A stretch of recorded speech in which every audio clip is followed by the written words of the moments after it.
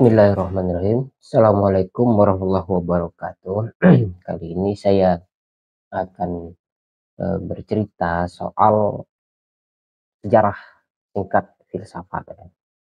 Yaitu karakteristik setiap periode dalam filsafat itu.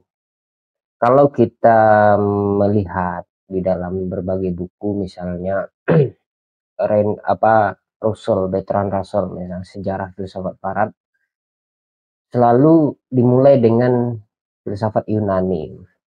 Kalau kita baca misalnya buku Alam Alam Filsafat karya Bung Hatta atau Muhammad Hatta, wakil presiden kita, wakil presiden pertama, itu juga dimulai dengan filsafat Yunani. Di berbagai buku pengantar juga, misalnya filsafat umum karya Ahmad Tafsir, itu dimulai dengan filsafat Yunani. Kalau kita juga lihat filsafat bimbingan ke arah alam, filsafat Pujja Wiratna misalnya, itu juga memulai dengan filsafat Yunani. Di pengantar-pengantar yang lain, Louis Katsoff, pohon filsafat misalnya, juga memulai sejarah filsafat itu dari Yunani. Nah, akhirnya pembicaraan filsafat Yunani ini menjadi pertanyaan umum nanti. Banyak orang, kenapa gitu ya? Kenapa filsafat itu muncul dari Yunani? Nah, gitu. Saya rasa pembicaraan itu nanti akan saya sampaikan setelah ini, ya, setelah saya menjelaskan periodisasi atau karakteristik periode di dalam filsafat itu.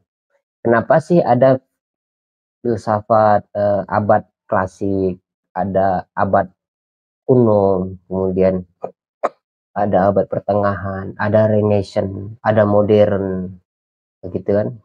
Di dalam modern itu nanti ada kelarung, pencerahan, karena ketidaksetujuan, kritisisme dengan rasionalisme. Kemudian nanti setelah modern masuk di abad masa kini atau kontemporer. Di situ ada aliran filsafat bahasa, ada aliran filsafat marxisme, macam-macam. Jadi seru. Jadi penting difahami karakteristik periodisasi filsafat ini. Jadi rasionalisme itu muncul kapan gitu ya, kira-kira ya. Realisme itu kapan? Kenapa disebut sebagai filsafat alam dan seterusnya itu. Jadi sebenarnya sejarah filsafat itu muncul dari sejarah pemikiran manusia itu sendiri, ya. Dengan kronologi kehidupan, kemudian mereka belajar dari pengalaman itu, dan struktur pengetahuan manusia terus bertambah sehingga terjadi perkembangan pemikiran. Nah, kita lihat periodisasi dalam filsafat. Ada disebut periodisasi pertama itu disebut masa kuno. Masa kuno itu ditandai dengan pra-Sokrates atau zaman sebelum Sokrates. Di situ ada Thales, Anaximenes, Anaximandros, ada Pythagoras, Heraklitus dan seterusnya, Zeno dan lain sebagainya. Itu filsuf-filsuf pra-Sokrates, disebut era kuno. Kenapa disebut era kuno? Ditandai dengan bahwa mereka mendalami persoalan-persoalan realitas atau alamiah, kejadian-kejadian alam. Inilah kemudian cikal bakal filsafat itu muncul. Mereka memperhatikan kejadian alam. Oh, kenapa? Memperhatikan misalnya hujan, fenomena-fenomena biasa. Hujan itu turun. Kemudian mereka memikirkan hujan itu. Itu fenomena biasa. Tapi dari fenomena itu muncul pemikiran-pemikiran yang akhirnya serius itu. Nah, ini yang disebut masa-masa kuno. Masa-masa kuno itu ditandai pra-Sokrates, sebelum Sokrates, yaitu pembicaraannya adalah tentang alam, berbicara tentang hakikat. Apa sih sebenarnya hakikat alam ini, gitu ya. 600 tahun sebelum Masehi. Kalau kita membaca Bertrand Russell justru menjelaskan luar biasa panjang lebar ya, bahwa filsafat itu bahkan 4000 tahun sebelum Masehi itu sudah ada. Misalnya di Babilonia, di India itu 1500 tahun sebelumnya itu sudah ada. Nah, selanjutnya adalah setelah selesai masa kuno masuk pada masa klasik. Klasik ini adalah masa zaman Socrates, Plato dan Aristoteles gitu ya. Jadi kemunculan mereka ini sebagai filsuf-filsuf yang kemudian banyak sekali dikutip oleh orang-orang setelahnya. Puncak filsafat Yunani ini sebenarnya terjadi pada periode zaman klasik, bukan zaman kuno, tapi zaman klasik. Munculnya tiga tokoh ini tadi. Yang menarik adalah era klasik ini ditandai dengan berkembangnya filsafat retoris, yaitu yang dikemukakan oleh orang kaum sofis ya nih. Kaum sofis ini juga menarik nanti untuk dibahas gitu. Kita sering dengar ya, ada sofisme. Sofisme itu adalah filsuf yang mereka itu sifatnya pragmatis. Dia hanya menyampaikan ilmu kalau dibayar. Dia memiliki banyak dalil. Sebenarnya bukan dalil, dalil-dalil logis, tapi retorik yang bagus. Jadi era klasik itu muncul di zaman retorik, di zaman klasik. Oleh karena itu kita kalau membaca Aristoteles, membaca Plato, membaca Socrates, argumennya berbeda. Mereka tidak lagi berbicara alam, akan tetapi bicara logika, retorika, dialektika. Muncullah teori induksi deduksi yang kemudian nanti banyak dipakai oleh kita hari ini untuk memverifikasi, untuk mendapatkan data melalui metode induksi atau deduksi dari khusus ke umum, umum ke khusus gitu ya. Dialektika yang paling keren dari Socrates adalah, ini kutipan saja, bahwa sekuntum bunga yang indah itu apakah dia akan masih indah jika dia layu gitu. Ini kan bicara retorik. Akhirnya Socrates juga menyampaikan persoalan-persoalan retorik. Sekuntum bunga yang indah ketika dia layu, apakah keindahannya hilang? Orang-orang sofis menjawab ketika itu, ya keindahannya hilang. Lalu Socrates mengatakan keindahan dari bunga itu tidak pernah hilang. Karena keindahan itu abadi. Yang hilang dari bunga itu penilaian kita terhadap bunga tersebut. Bunga itu layu. Sehingga kita anggap keindahan itu tidak ada. Padahal keindahan itu melekat di situ. Tidak melekat di situ. Nah, itu saya rasa. Nanti kita akan bahas soal pemikiran. Tapi ini soal periodisasi atau karakteristik saja. Di zaman klasik ini ada zaman Helenisme, diambil dari kata Yunani Hellenes. Helenisme adalah gerakan atau corak kebudayaan Yunani yang berkembang pada saat itu. Dan ini semasa setelah meninggalnya Kaisar Iskandar Agung. Kaisar Iskandar Agung ini murid dari murid dari Aristoteles ya. Ada juga Stoisme. Setelah Helenisme nanti ada Stoisme yang kemudian dikemukakan oleh Zeno gitu ya. Ada macam-macam etika Stoisme dan seterusnya. Masuk setelah selesai zaman Stoisme, nanti muncul itu di sekitar abad 200 atau 100 sebelum Masehi ya. Kemudian masuk pada abad pertengahan. Abad pertengahan ini ada dua zaman yang ditandai oleh dua zaman, yaitu patristik dan skolastik. Patristik ini adalah era di mana dikuasai manusia dikuasai oleh pemahaman-pemahaman bapak-bapak gereja, yaitu mereka mendapatkan pengetahuan secara intuitif dari Tuhan, dapat wahyu, kemudian mengajarkan kepatuhan kepada Tuhan dan lain sebagainya. Masa patristik ini, patris itu berasal dari bahasa Latin yang artinya bapak-bapak gereja. Dibagi atas patristik Yunani atau patristik Timur dan patristik Latin atau patristik Barat. Tokoh-tokoh dari patristik Yunani antara lain ada Clement, ada Alexandria, ada Origenes, ada Gregorius dan Nazarian, ada Gorgius, Niza dan seterusnya. Tokoh-tokoh plastik Latin ini terutama Hilarius, Ambrosius. Ini kita akan bahas semua ya. Ini muncul di abad-abad awal, di abad-abad kedua Masehi. Nah, kalau kita sudah muncul abad Masehi, artinya di situ sudah ada udah lahir ini ya, dan sudah ada ajaran Kristen ya, ajaran bapak gereja itu ia mengajarkan ajaran-ajaran Plotinus ya. Bapak gereja menunjukkan pengaruh Plotinus.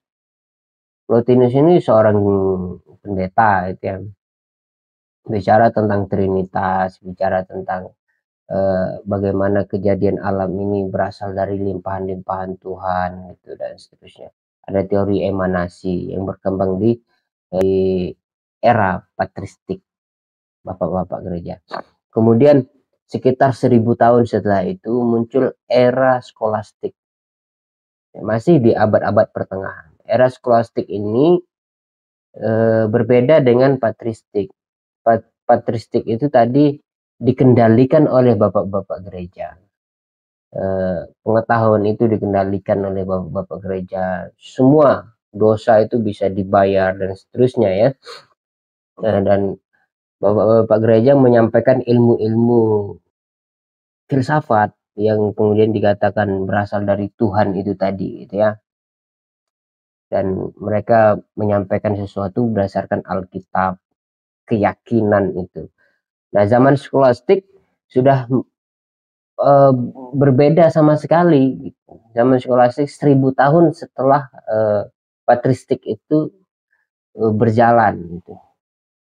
Yaitu peranan Plotinus diambil alih oleh Aristoteles. Bukan Aristoteles hidup lagi, tidak. Aristoteles itu sudah 300 tahun sebelum Masehi sudah meninggal, sudah mati. Dan tapi pengaruh Aristoteles itu, yaitu skolastik ini sebenarnya adalah zaman di mana ada sanad keilmuan yang diagungkan di era skolastik itu, yaitu Aristoteles. Nah, berkembanglah sekolah-sekolah filsafat di abad pertengahan ini. Yang paling menonjol adalah di wilayah-wilayah timur atau Islam ya. Di abad Abbasiyah misalnya, di abad-abad ke-8, 9 itu kan sudah berkembang di sana. Nah, jadi Islam juga memberi pengaruh besar terhadap filsafat di abad pertengahan. Jadi nuansanya sudah berbeda. Filsafat itu menjadi suatu yang dikaji dan dipelajari menjadi hal yang umum, tidak terbatas dikonsumsi oleh bapak-bapak gereja. Setiap orang bisa menjadi filsuf, kira-kira begitu. Mungkin skolastik ini bisa dikatakan sebagai pencerahan di dalam era abad pertengahan itu. Walaupun abad pertengahan disebut abad ke-8 karena dikuasai oleh agama atau orang-orang yang memiliki otoritas terhadap agama gitu ya. Tapi skolastik ini lebih fair, dia terbuka. Siapa saja sih tokoh-tokoh skolastik ini? Oh, banyak ya. Ada di abad 1200 itu ada Albertus Magnus, ada Thomas Aquinas, ada Bonaventure, Yohanes Don Scotus. Tema-tema dari ajaran mereka itu hubungan iman, akal budi, gitu ya. Iman, akal budi, adanya hakikat Tuhan, antropologi, etika, dan politik. Jadi sudah, kalau tadi di abad klasik kuno itu berbicara tentang alam, di pertengahan itu sudah mulai berbicara tentang akal budi, keimanan, bicara hakikat Tuhan. Dari sudah mulai teosentris gitu ya, teosentris istilahnya ya, Tuhan sentris, atau pemahaman agama sentris gitu. Masuk di era modern. Di era modern itu ada beberapa zaman ya. Ada di awal-awal modern itu ada Renaissance, kemudian ada zaman Barok, ada zaman Afklarung sebagai antitesa di zaman Barok itu. Ada zaman Romantik sebagai pintu gerbang untuk masuknya abad-abad kontemporer atau abad hari ini gitu ya. Nah, modern itu ditandai dengan apa gitu ya. Pada tahun sekitar 1400 sampai 1600 disebut sebagai zaman kelahiran kembali atau Renaissance itu. Nah, tokoh-tokoh yang ada di situ adalah Niccolo Machiavelli gitu ya, ada Thomas Hobbes, Thomas More, ada Francis Bacon. Pembaruan terpenting yang kelihatan dalam filsafat Renaissance itu adalah antroposentris. Jadi dari teosentris di abad pertengahan muncul pindah kepada antroposentris. Berbicara manusia, antroposentris itu bicara manusia. Setelah berakhir zaman Renaissance itu, masuklah zaman Barok, yaitu zaman yang dipelopori oleh René Descartes, yang kemudian dikenal sebagai bapak filsuf modern, yang dengan slogannya yang sering kita dengar, cogito ergo sum, karena aku berpikir maka aku ada, gitu ya. Ya, ada lagi, ada Baruch de Spinoza, ada Leibniz. Filsuf-filsuf ini menekankan kemungkinan akal budi itu, atau filsafatnya itu berdasarkan rasio atau rasionalisme. Nah, setelah itu abad ke-18, jadi setelah abad Barok itu tadi masuk ke abad ke-18, muncul Renaissance kedua, istilahnya Afklarung atau pencerahan ya, atau pencerahan, yaitu kritisisme lahir gitu, yang dipelopori oleh filsuf-filsuf seperti John Locke, George Berkeley, David Hume, dan zaman di Jerman ada Immanuel Kant. Ini adalah filsuf-filsuf kritisisme yang lahir sebagai antitesa rasionalisme. Nah, ini unik, menarik ini. Jadi mereka sebut era ini sebagai Afklarung atau era zaman pencerahan. Mereka mengatakan bahwa zaman Barok itu tidak memanusiakan manusia, tidak humanis gitu. Maka muncul zaman Afklarung ini sebagai pencerahan untuk memanusiakan manusia. Setelah itu berakhir di abad-abad ke-18 atau ke-19, nanti muncul filsuf-filsuf besar dari zaman romantik, seperti Hegel, seperti Schelling, dan seterusnya itu ya. Filsuf ini disebut sebagai filsuf idealisme. Aliran idealisme merupakan rumusan pikiran yang memprioritaskan ide-ide berlawanan dengan materialisme yang memprioritaskan dunia material. Nah, itu tadi zaman modern. Zaman modern itu ada empat fase ya, disebut fase. Ada fase Renaissance, ada fase Barok, ada fase Afklarung, pencerahan di dalam modern itu sendiri, dan ada zaman romantik sebagai pintu gerbang munculnya era hari ini. Dan era hari ini itu dimulai dari abad ke-19. abad ke-19, yaitu ditandai dengan munculnya banyak aliran filsafat seperti filsafat bahasa, filsafat positivistik, filsafat marxisme, eksistensialisme, pragmatisme, dan seterusnya itu. Dan banyak aliran ya, dan alirannya ini unik gitu. Alirannya itu seperti misalnya filsafat bahasa itu berkembang di Inggris dan Amerika gitu. Sementara kalau kita berbicara positivistik itu muncul berkembang justru di Jerman gitu. Nah, masa kini itu filsafatnya semakin luas gitu, semakin luas, semakin apa namanya, semakin tidak terkontrol gitu ya.